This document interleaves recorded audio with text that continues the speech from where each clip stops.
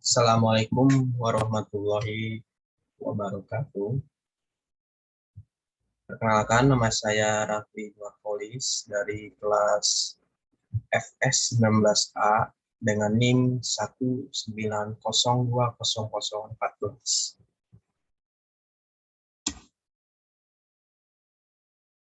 Penjelasan parameter air limbah domestik.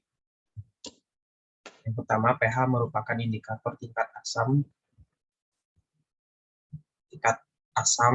atau basa pada air yang dinilai dengan skala 0 sampai 14. Air yang netral alias tidak basa maupun asam memiliki kandungan pH sebesar 7. Air asam memiliki pH kurang dari 7 dan air basa lebih dari 7. Setiap angka ini menggambarkan perubahan derajat asam atau basa sebesar 10 kali lipat. Yang kedua adalah BOD, adalah suatu pengukuran pendekatan jumlah biokimia yang terdegradasi di perairan.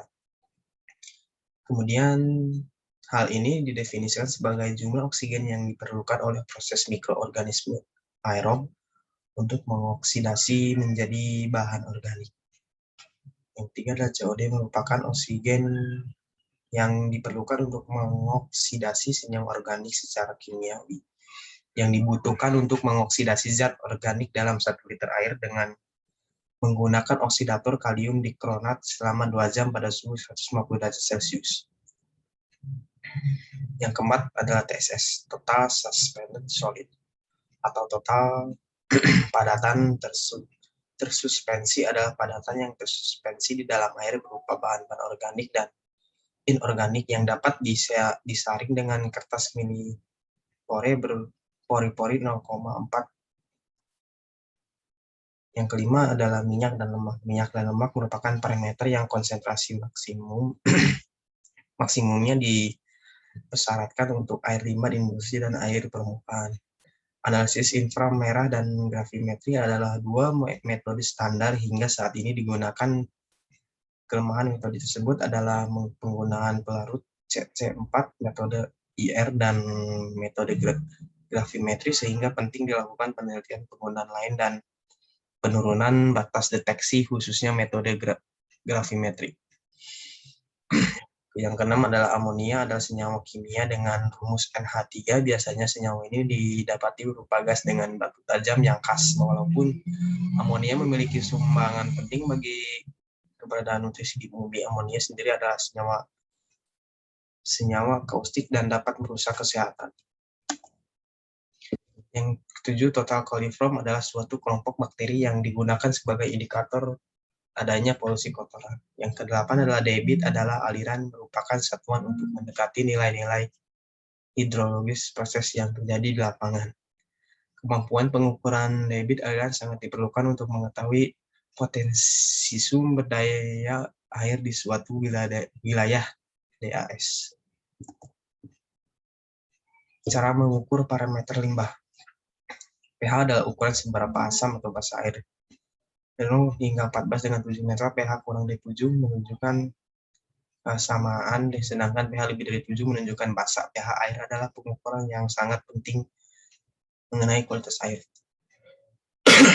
Prinsip pengukuran BOD pada dasarnya cukup sederhana, yaitu mengukur kandungan oksigen terlarut awal dari sampel segera setelah pengambilan contoh, kemudian mengukur kandungan oksigen terlarut pada sampel yang telah diinkubasi selama 5 hari pada kondisi gelap dan suhu tetap, yang sering disebut dengan DO5. Selisih DOI dan DO5 merupakan nilai BOD yang dinyatakan dalam miligram oksigen per liter.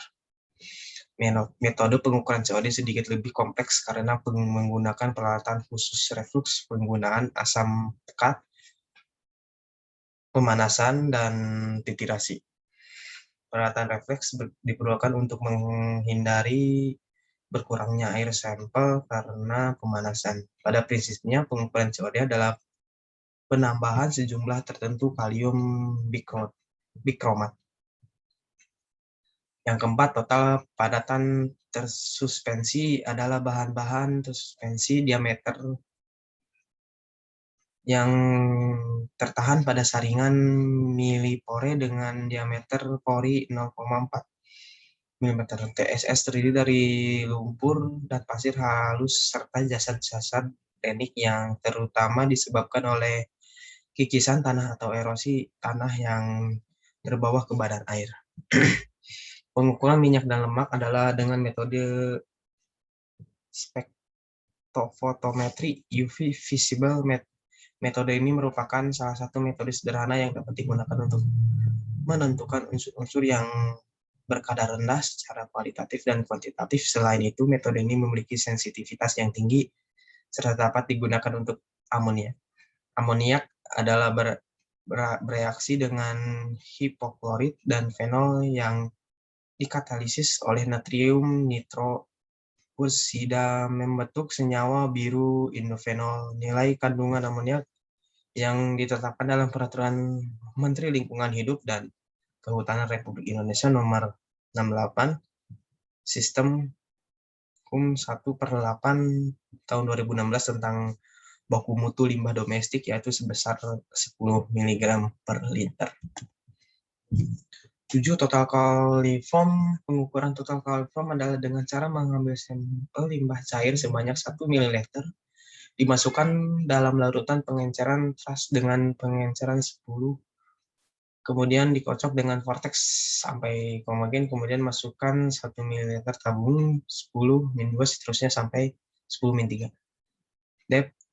Debit alir air limbah diukur dengan cara mencatat pada water meter yang terpasang di IPAL. Pembandingan hasil uji coba dengan syarat baku mutu air limbah. Dapat kami lihat hasil uji coba kualitas air limbah pada PT KAISO Proses dan Enviro Industri sebagai berikut. pH 7,74 sesuai standar, baku mutunya adalah 6-9.